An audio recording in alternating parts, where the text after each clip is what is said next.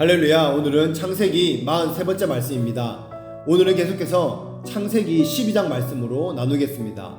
하나님은 아브라함에게 본토 친척 아비집을 떠나게 하는 그 과정을 통해서 아브라함이 하나님을 전적으로 신뢰할 수 있도록 인도하십니다. 그리고 나서 하나님을 따르는 아브라함에게 하나님은요, 약속과 축복을 주십니다.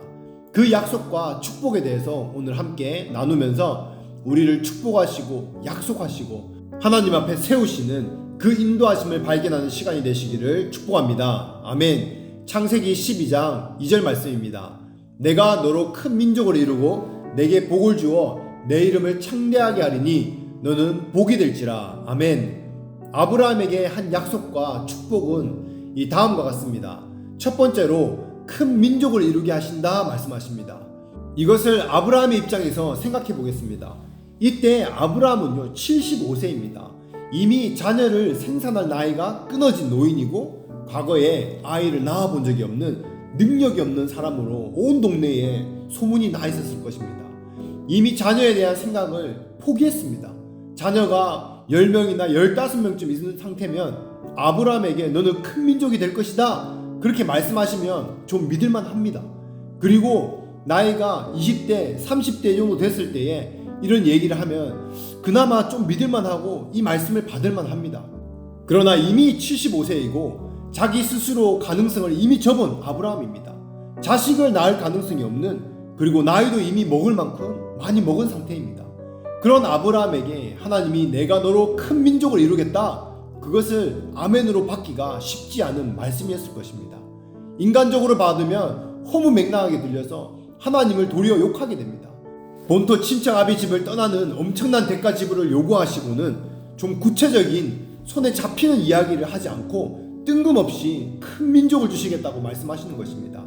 차라리 아들 하나를 너에게 선물로 주겠다 그렇게 했으면 오히려 좀 나았을 수도 있습니다. 그런데 무슨 큰 민족을 이룬다는 것입니까? 작은 가정이라면 모르겠는데 어떻게 큰 민족을 이루겠습니까? 이 하나님의 말씀을 영으로 듣지 않고 혼으로 들으면 이렇게 우리는 반응할 수가 있습니다. 영으로 듣는 것과 혼으로 듣는 것에 전혀 다릅니다. 이 말씀이 동일하게 우리에게도 해당됩니다. 그러나 우리는 하나님의 약속은 변하지 않고 1.1에게라도 틀림없이 이루어질 것을 믿습니다. 아멘이십니까? 그래서 우리는 하나님을 무엇으로 따를 수 있습니까? 바로 우리는 믿음으로만 가능합니다. 그래서 아브라함이 믿음의 조상이 된 것입니다. 믿음으로 이 말씀을 받아들인 것입니다. 그런데 히브리서 기자는 믿음은 보이지 않는 것의 실상이라고 말씀합니다. 믿음으로 받아들이면 먹먹하고 막연하고 추상적입니까? 그것은요 믿음이 아니고 신념입니다. 실제로 믿음으로 받아들이면요 보이지 않는 것이 보이는 것처럼 선명하고 손에 없는 것에 손에 잡히는 것처럼 그렇게 더 확신이 생깁니다. 믿음을 가진 사람은요 믿음 가운데 더 확신을 가져다 줍니다. 예를 들어 내가 어떤 병이 있는데 주님의 말씀이 듣습니다. 주님의 말씀이 나에게 들려옵니다. 말씀이 들려올 때에 이미 내 병은 중병이지만 믿음이 들어올 때에 이미 나는 그 효과를 내가 누리게 되는 것입니다. 아멘. 걱정이 없어지고 고통이 없어지게 되는 것입니다. 이것은요 믿음 가운데 경험해 본 분들은 다 아실 것입니다. 두려움이 있는데 하나님이 믿음을 부어주실 때에 두려움이 실제적으로 없어지는 것을 이 경험하는 것이 실제입니다. 이것이 믿음입니다. 하나님은 자식 하나 없는 75세 된 아브라함에게 가장 가능성이 없어 보이고 추상적으로 보이는 그 아브라함을 통해서 큰 민족을 이루신다는 것입니다. 이것을 믿음으로 들으면 어떻습니까? 완전히 감격이지 않습니까? 천지가 개벽할 정말 자기 인생의 놀라운 감격과 흥분이 되는 그 순간이 되지 않겠습니까? 믿음으로 들으면 그렇게 됩니다. 그런데 믿음으로 듣지 않으면 정말 실망해서 떠날까 말까 고민만 하는 것입니다. 믿음의 차이가 이렇게 종이 한 장 차이 같지만 결과는요 굉장히 큰 것입니다. 그래서 하나님과 아브라함이 한 약속에 의해서 오늘날 이스라엘이 실제적으로 4000년 전에 그 한 사람을 통해서 지금까지 쭉 내려오면서 오늘날 그 큰 민족을 이루게 된 것입니다. 아멘. 실제가 되었습니다. 그리고 그뿐입니까? 수많은 나라와 수많은 민족 중에서 하나님은요 유일하게 이스라엘, 이 유대 민족만을 택하셨습니다. 이것이 정말 중요합니다. 여러분, 하나님을 따르는 이 신앙생활 속에서는 인간의 눈으로 가능성이 없는 것을 말씀할 때가 많이 있습니다. 그렇기 때문에 의인은 믿음으로 말미암아 살리라 말씀하신 것입니다. 정말 내가 의인의 대열에 남아있기 위해서는요, 어떤 끈기나 신념이 아니라 믿음을 가져야 합니다. 그렇지 않으면 의인의 대열에 남아있기가 어려운 이유가 바로 하나님은 믿음을 통해서만 말씀하시고 역사하시기 때문입니다. 그래서 믿음이 없는 사람은 하나님 말씀을 믿음으로 못 받기 때문에 의인의 대열에 남아있을 수가 없는 것입니다. 오직 의인은 믿음으로만 살리라 했기 때문에 그렇습니다. 그래서 믿음이 없으면 하나님이 아무리 큰 비전과 개혁을 이루고자 해도 그것을 이루는 우리는요, 자신의 믿음으로 반응하지 못하기 때문에 그 축복을 받을 기회를 스스로 놓치게 되어버리는 것입니다. 하나님이 안 주시는 게 아닙니다. 우리가 구하는데 왜 안 됩니까? 하나님이 응답해 주지 않는 것처럼 보이지만 그런 것이 아니고, 하나님이요, 그때그때 늘 말씀해 주시고 그때그때 말씀해 주시는데 우리가 거부하고 두려워서 피하고 놓치는 것입니다. 아브라함에게만 특별히 주시는 것이 아니고 오늘날 우리에게도 아브라함보다 더 놀랍게 부어주실 하나님의 계획들을 가지고 있다는 것입니다. 아멘. 아브라함 시대는 성령이 없었지만 지금 우리는 직접 성령과 교제하기 때문에 하나님의 뜻을 다 알 수 있습니다. 그렇기 때문에 우리가 아브라함보다 더 적고 부족한 자가 아닙니다. 우리는 더 풍성하게 부어주시는 이 시대에 우리는 살고 있습니다. 큰 민족을 이루겠다, 이것이 아브라함에게는 전혀 들어맞지 않는 것 같아 보이지만 하나님은요, 우리의 가능성이 있는 것을 이야기하지 않습니다. 여러분, 성경을 쭉 보면 우리가 할 수 있는 것, 우리에게 일어날 가능성이 있는 것을 비전으로 주고 계획하시는 것이 한 번도 없습니다. 거의 없습니다. 왜 그렇습니까? 그런 곳에는 하나님의 영광이, 그 능력이 나타나지 않기 때문에 그렇습니다. 그래서 이스라엘 백성을 그 홍해로, 그 막다른 골목으로 인도하신 이유가 무엇입니까? 어려움을 더 만드는 이유가 무엇입니까? 그래야 하나님의 영광이 나타나기 때문에 그렇습니다. 아브라함이 자식이 없었기 때문에, 자식이 있었으면 아브라함을 안 쓰셨을 수도 있습니다. 하나님의 영광이 드러나지 않을 수 있습니다. 우리가 하나님의 뜻을 다 모르지만 아브라함은 하나님이 쓰기에 좋은 조건을 가지고 있었습니다. 나이가 많고 아이를 낳을 가능성이 없었습니다. 하나님을 위해서 착하게 산 것이 아니라 우상을 섬기며 살았습니다. 하나님의 영광을 드러낼 수 있는 좋은 조건을 가지고 있었습니다. 세상적으로 보면 저주받을 것 같고 인생 밑바닥으로 내려가는 것 같은 그런 부족한 조건이지만 하나님의 영광을 위해서는요, 굉장히 잘 쓰임받을 수 있는 조건인 것입니다. 아멘. 가진 것이 없고 된 것이 없고 하나님께 쓰임받기에 불가능해 보이는 사람, 그러나 하나님은요, 그런 사람을 쓰십니다. 물론 그렇지 않은 사람도 쓰십니다. 세상적으로 능력이 많고 재능이 많은 사람도 하나님께서요, 당연히 쓰십니다. 지금 그런 사람을 무시하는 것이 아닙니다. 그러나 하나님 편에서 나중에 보면 차이가 납니다. 어떤 사람은 하나님이 주신 10달란트를 가지고, 어떤 사람은 1달란트 하나를 가지고 그 하나님께서 쓰십니다. 그런데 마태복음 6장 1절에 말씀합니다.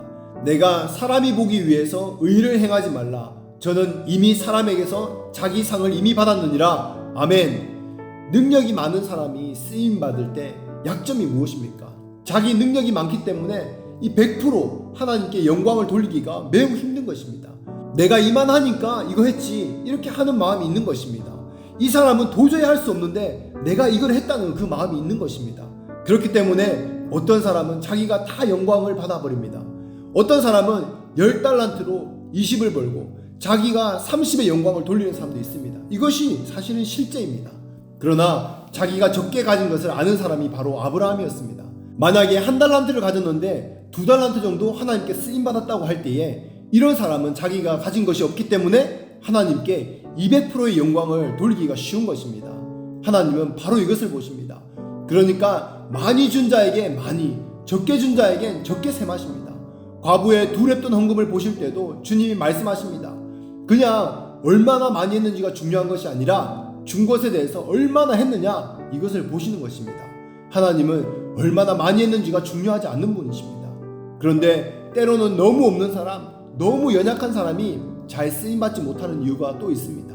자꾸 그 자책감, 그 자존감이 낮아져서 내가 아무리 해봤자 뭐하나, 세상적인 가치관에 붙잡히기 때문에 세상적인 가치관 속에서 20을 하는 사람을 보면서 그는 위대해 보이고 자기는 일을 하는데 자기는 2달란트밖에 쓰임 못 받는데 너무 약해 보이는 것입니다. 보잘것없게 자신을 그렇게 생각하는 것입니다. 이것은 아주 세상적인 가치관입니다. 이런 잘못된 신앙관을 가지면 자기 열등감 때문에 하나님께 잘 쓰임받지 못하는 것입니다. 그까짓 거 조금 한다고 뭐 달라질 게 있냐, 아예 포기하는 그런 약점이 있기도 하는 것입니다. 그러나 여러분, 하나님은 공평하신 하나님이신 것을 믿으시기 바랍니다. 하나님은 우리를 창조하셨습니다.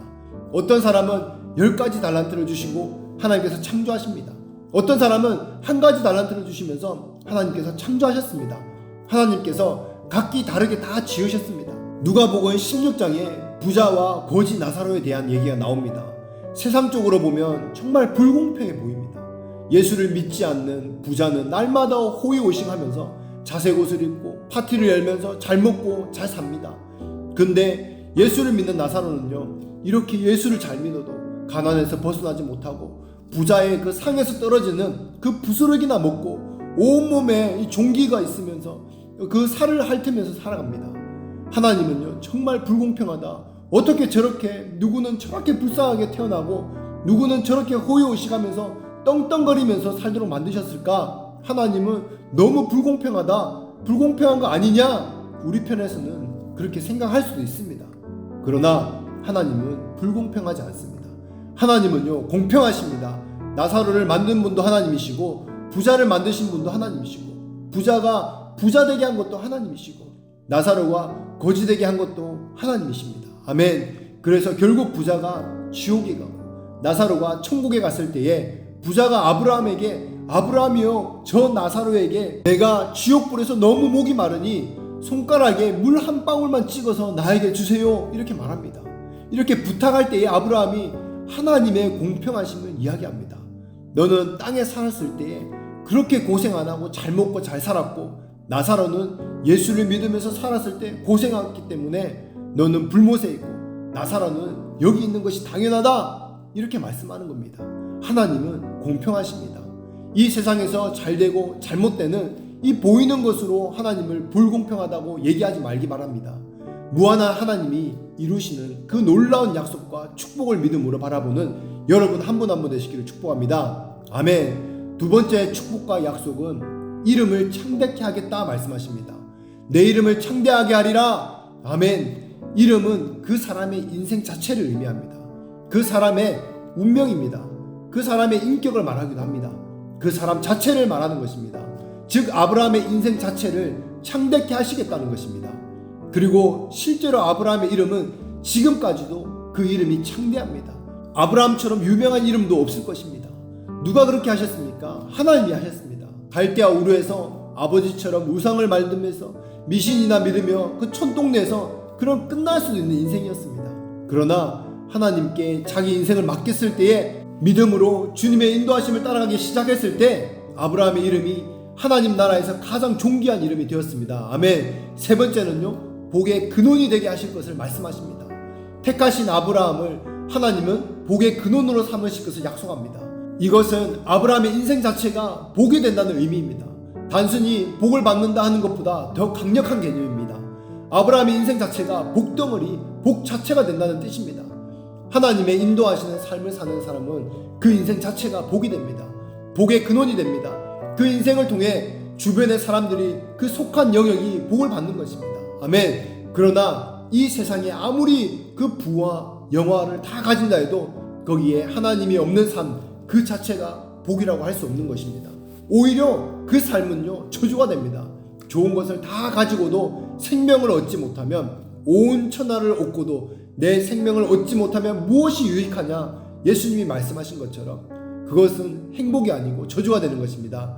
말씀을 맺겠습니다. 아브라함을 통해 큰 민족을 이루시고 아브라함의 이름을 창대하게 하시고 복의 근원 삼으신 하나님, 그 하나님께서 오늘 우리에게 말씀하시는 것이 무엇입니까? 하나님께서 오늘 우리의 눈을 믿음의 눈으로 열어주시기를 원합니다. 하나님이 우리에게 주신 약속을, 그 축복을 기억하십니까? 나에게 말씀하셨던 그 부르심을 기억하십니까? 그 앞에 선 나의 모습은 어떠합니까? 지금 나의 그 어떠함을 보지 마시기 바랍니다. 너가 할 수 없는 것을 내가 이루겠다. 너가 할 수 없기 때문에 내가 그것을 통해서 영광을 받겠다. 주님이 오늘 우리에게 말씀하시는 것입니다. 다시 믿음으로 주님 앞에 서기를 축복합니다. 내가 할 수 없기에 주님의 도우심이 필요합니다. 내 힘으로 할 수 없는 이것을 주님이 이루어 주십시오.